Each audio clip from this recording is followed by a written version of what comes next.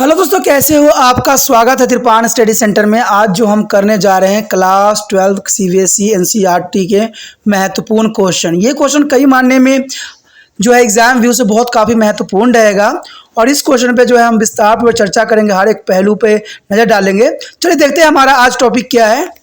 यदि बात हम आगे अगला क्वेश्चन के करें तो ये काफ़ी महत्वपूर्ण है। सोवियत संगठन के विघटन के परिणामों का वर्णन करें। तो यहाँ पर 4 परिणाम क्वेश्चन के अंदर दिया गया है, लेकिन हम 6 पॉइंट पे करेंगे क्योंकि ये क्वेश्चन 3 मार्क्स में भी हो जा सकता है, 4 में भी, 5 में भी। तो जनरल सी बात है, आपको कम से कम 5-6 पॉइंट तो दिमाग में होना ही चाहिए। चाहे वो 2 कह दे, 3 कह दे, हमें से नहीं है, कोई क्वेश्चन करना है। और आपको पता है कि हम जितने क्वेश्चन इसमें हम करेंगे इस वीडियो में, वो काफ़ी महत्वपूर्ण रहेगा। तो इसलिए आपको जो है त्रिपाण स्टडी सेंटर के साथ बने रहना पड़ेगा और सब्सक्राइब करके रखना पड़ेगा, क्योंकि एक के बाद एक क्वेश्चन आपको आता ही रहेगा। कहते हैं ये जो दूसरा चैप्टर का है उसके बाद हर एक चैप्टर का आपको आता ही रहेगा। तो इसलिए अच्छा है कि सब्सक्राइब करके अपने मोबाइल में सेव कर लीजिए, नहीं तो शायद आप किसी भी वीडियो से अनभिज्ञ हो जाइएगा, तो शायद वो क्वेश्चन आपको नहीं प्राप्त हो।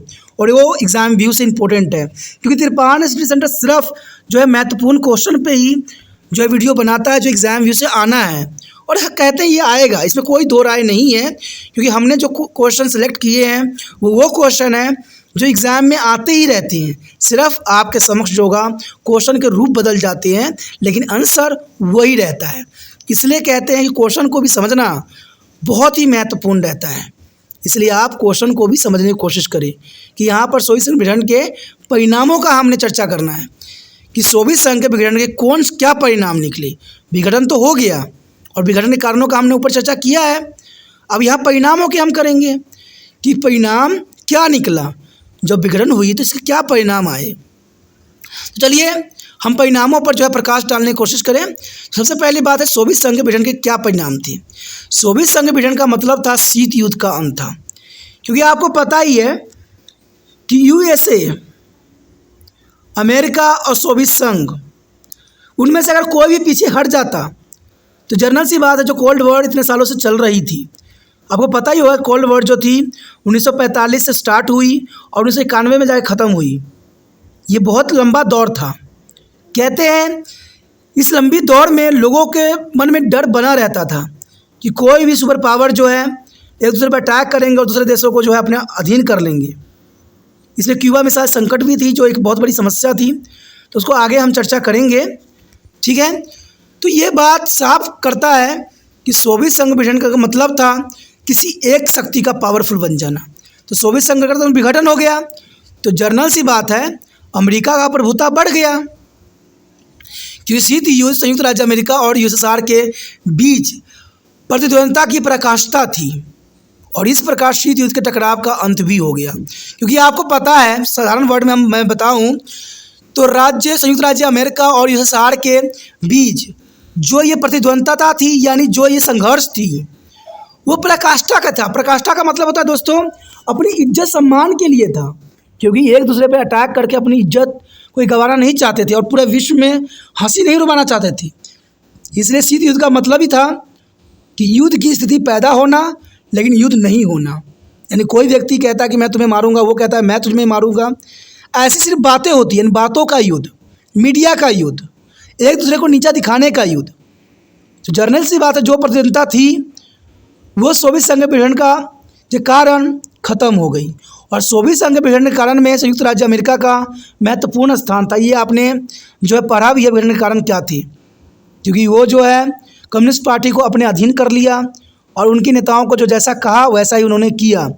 तो जो है सोवियत संघ का विघटन होना स्वाभाविक था और इसका परिणाम यही निकला कि अमेरिका जो था पावरफुल कंट्री बन गई और अमेरिका का जो है वर्चस्व आगे आ गया। दूसरा पॉइंट यही दर्शाता है कि सोवियत संघ के विघटन के सत्ता संबंधों में नाटकीय परिवर्तन हुआ, क्योंकि सोवियत संघ के विघटन सत्ता में आपको पता नाटकीय परिवर्तन हुआ। क्योंकि जैसे भारत में भी आपको पता है कि भारत जब आज़ाद हुआ तो पाकिस्तान ने अपनी पाकिस्तान क्षेत्र की मांग किया, उसी तरह सोवियत संघ में भी ऐसा ही कुछ देखने को मिला।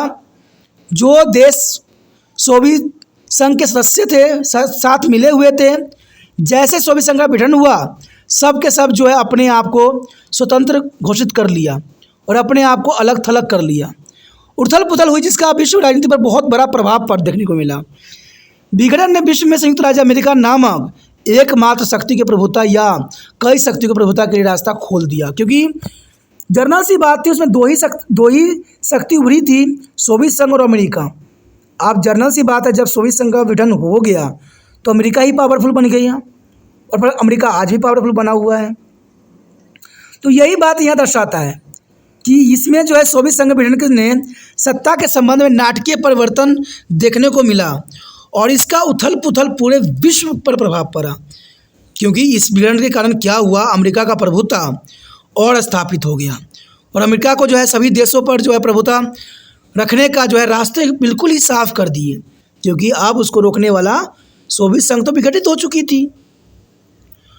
आगे अगर तीसरा पॉइंट की अगर हम ध्यान दें तो विश्व बैंक और अंतर्राष्ट्रीय मुद्रा कोष जैसी ब्रिटेन वुड्स संस्था दूसरी दुनिया के देशों को जो है विकासात्मक आवश्यकताओं के जो है मद्देनजर सक्रिय खिलाड़ी बन गई, क्योंकि विश्व बैंक और राष्ट्रीय मुद्रा कोष एक तरह से जो है सक्रिय खिलाड़ी बन गया, क्योंकि जिसके पास विश्व बैंक था, अंतर्राष्ट्रीय मुद्रा कोष था, वो जनरल सी बात थी पावरफुल था और ये अमेरिका के पास ही रह गई, क्योंकि वह विश्व बैंक और FI से पैसा उधार ले रहे थे। अब देखिए, विश्व बैंक और अंतर्राष्ट्रीय मुद्रा कोष अमेरिका के पास होने का मतलब था कि इनसे जो है पैसा उधार लेगा हर एक देश और हर देश जो है कर्जों में डूबेगा, और अमेरिका के लिए ब्रिटेन वुड्स संस्था की तरह काम किया। और देखा जाए तो यहाँ पर जो है मद्देनजर जो है सक्रिय खिलाड़ी बन गई।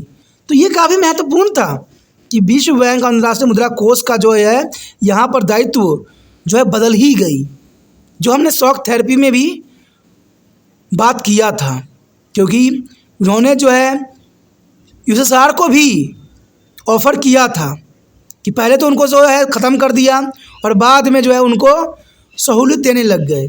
तो वही था कि शॉक थेरेपी, यानी उनको पहले आघात किया और फिर जाके उनको पे उपचार करने की कोशिश किया, और ये विश्व बैंक और अंतर्राष्ट्रीय मुद्रा कोष के कारण ही हुआ। तो ये देखा जाए तो सोवियत संघ विघटन में चौतरफा यहाँ पर जो है वर्डिंग लगा, चौतरफा यहाँ कार्य प्रणाली हुई।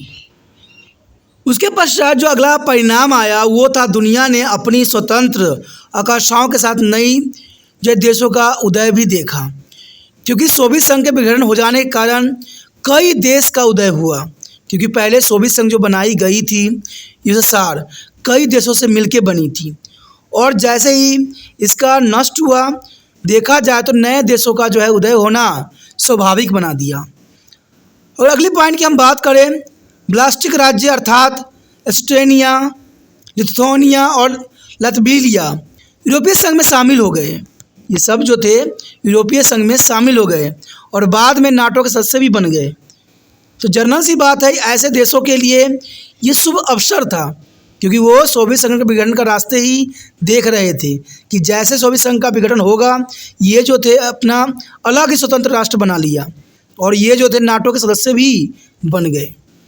उसके पश्चात देखा जाए तो इसमें कोई संदेह नहीं है, यानी 6वां पॉइंट बताता है कि संदेह नहीं है कि सारे ख़त्म होने का महत्वपूर्ण परिणाम अमेरिका अध्यत्व की अवधि का जो उद्घाटन था, यानी अमेरिका का जो है प्रभुता का स्थापना हुआ, इसमें पूंजीवादी का विजेता घोषित किया गया और साम्यवादी ख़त्म हो गया। तो इसमें यही इसका परिणाम निकला कि अमेरिका का जो है वर्चस्व बढ़ गया, यानी उसकी हजमनी जो है बढ़ गई और पूंजीवादी का विजय हुआ, यानी अमेरिका का विजय हुआ और USSR जो है ख़त्म हो गया, यानी साम्यवादी सदैव के लिए ख़त्म हो गया। तो ये परिणाम काफ़ी महत्वपूर्ण थे। देखा जाए तो सोवियत संघ के विघटन का परिणाम बहुत ही महत्वपूर्ण थे और एग्ज़ाम व्यू से भी काफ़ी महत्वपूर्ण है। तो आपको इस क्वेश्चन को नोट करना है अपने कॉपी पे और बार बार याद करना है। समझ में नहीं आएगा तो वीडियो आपके पास ही है, चैनल सब्सक्राइब रहेगा तो आप जब मर्जी इस वीडियो को देख सकते हैं, समझ सकते हैं, क्योंकि जितना समझिएगा उतना समझ में आएगा।